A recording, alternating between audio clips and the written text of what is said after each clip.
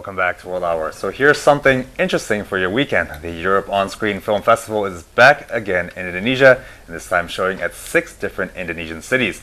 The festival shows a selection of the best European films completely for free.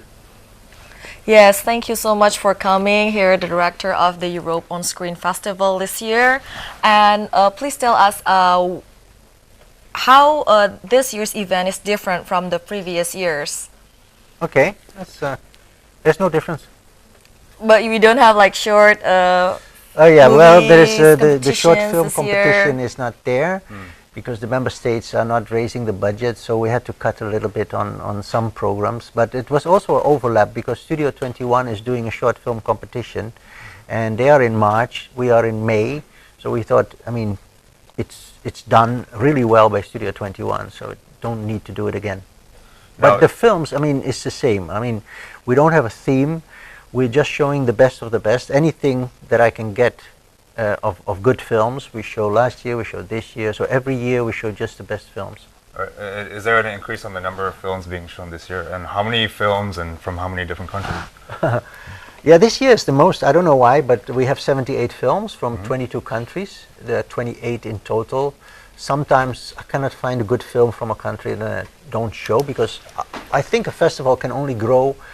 A festival is curator, so I'm the one who's choosing. People don't know what kind of films they're going to see, so they have to trust the curator. So when they like the film, I'm sure they'll come back next year. And that's what the audience shows. When I started, it was 4,000, 7,000, 15, 18, and last year was 21,000 spectators. So the number of audience is always increasing. Yeah, every year, yeah. So, I mean, it's a matter of trust. They have to trust the curating. And the only, how do you say that, how I choose it is if I'm entertained. If I'm not bored for 1.5 hours, I choose the film. That's all. Okay. Oh, wow. I don't like to have boring films because that means people are starting to complain, don't come back. So it's not about the message, but whether you can enjoy the movie or not. Completely, and that's what surprised me, why in Indonesia so few European films are in the cinemas.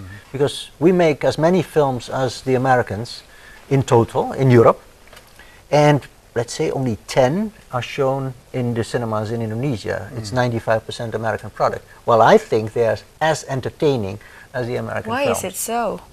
I don't know. I think the audience is not familiar with it, and then the cinemas don't buy these films. Okay. Now, what's the difference though between European films and say Hollywood films?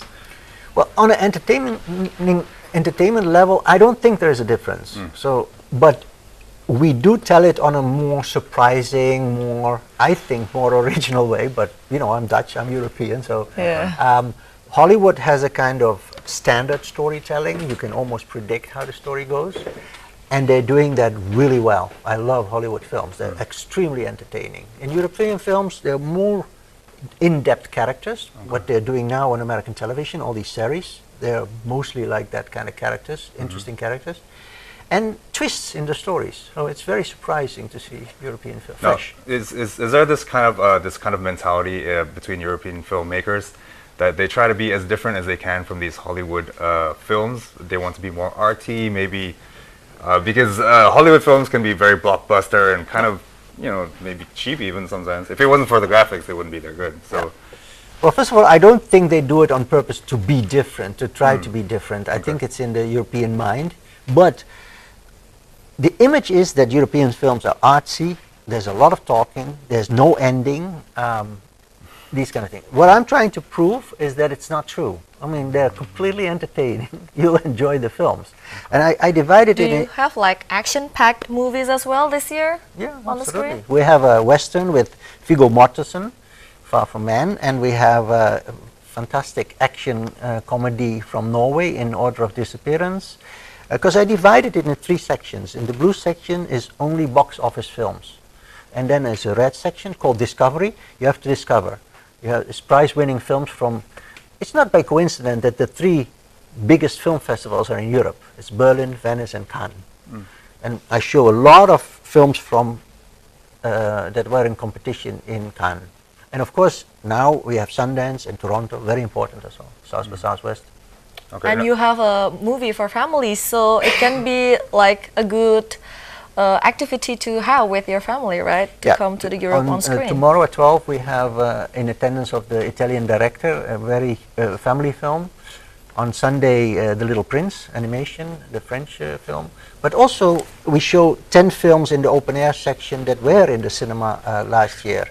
And people don't know that these are a European film. Now You See Me, The Transporter, Asterix animation. So we show those films that, with the help of Studio 21, they're really nice. The independent distribution, Moxie Notion, The Wave, Norwegian film that was in the cinema, we show in the open air screenings. Okay. So we can find like treasure when we go to this event. Well, 78 films, and I think they're all very entertaining. So come and check it out. I would say. How about this open air event?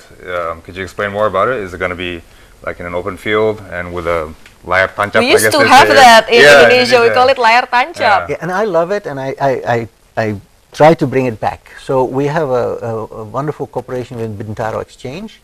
There's this enormous electronic screen. There's a grass field. People can have a picnic there, sit down and watch one of these films that were in the cinema.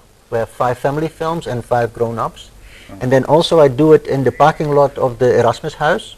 So outside, every day at 6:30, we have an open-air screening. Big film. Is there going to be also maybe food from European countries and stuff like that? On the opening night, we serve food for free. Everybody can come. On the closing night, on Sunday, 8th of May. And the movies are free too, right? Movies are So all for free. what people should take into considerations before they come to watch this movie? Like, do they need to research, or do they come so early so they can get the ticket? What we do is that we open the ticket booth 1 hour before the screening, and then everybody can get a ticket. So there's a guarantee that they can. Well, full is full, of course, but there is tickets 1 hour before. Okay. Yep. Now you guys have been doing this for 16 years now, if I'm not wrong, and it's been getting better and better. Yeah. Why is that? Do you think?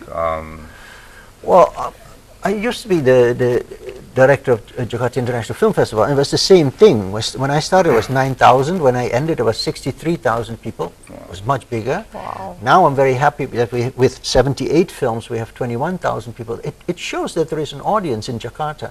Well, of course, 14 million people living here. So there is an audience that people want to see a different kind of film. I'm sure about that. Yeah. And you have other activities as well, like to meet with a filmmaker and then scriptwriter. Can you tell us more about it? Yeah, we invited 5 guests, and they all do a Q&A after when the film is shown. And I also have 3 kind of lecture master classes in the film school IKJ. So they are open for audience as well at 10 o'clock in the morning, Monday, Tuesday, Wednesday. And we show the film, and then for 1.5 hours, 2 hours, we talk with the scriptwriter or the director about how they make it. And right, and you said previously that there is a market in Indonesia for an audience that wants to see like different kind of movies from Hollywood.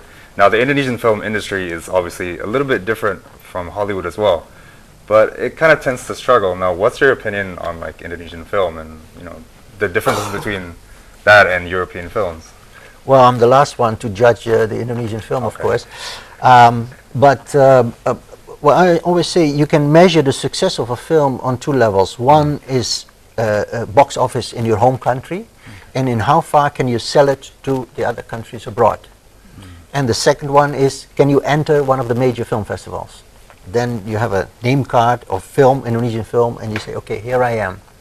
And on both levels, there's still a long way to go. Of course, you have Joko Anwar, Garina Groho, and Edwin who enter. But if you make between 100 and 150 films a year, I think you should, and you can, and I'm sure, talented enough that it can enter internationally. It's not yet there, but it should be. Okay, for a first-timer who will come to this Europe on screen, what film would you recommend? Crazy Norwegian film called In Order of Disappearance, and White God, a Hungarian film, very good. The Lobster, crazy film with Colin Farrell. Oh yeah, we knew that. And 2 Days, One Night, Marion Cotillard is in there. We have Youth with Harvey Keitel and Michael Caine. Tale of Tales with Selma Hayek. I mean, European films use big stars as well. Okay. And they're very entertaining.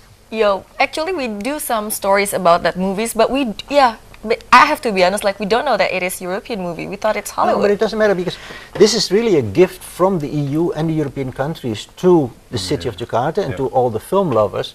And I mean, I live here now for 14 years. I love Indonesia. I like the food, but it's also nice for the Indonesians to see like a door or a window into Europe. With these films, you can see what are the topics European films dealing about.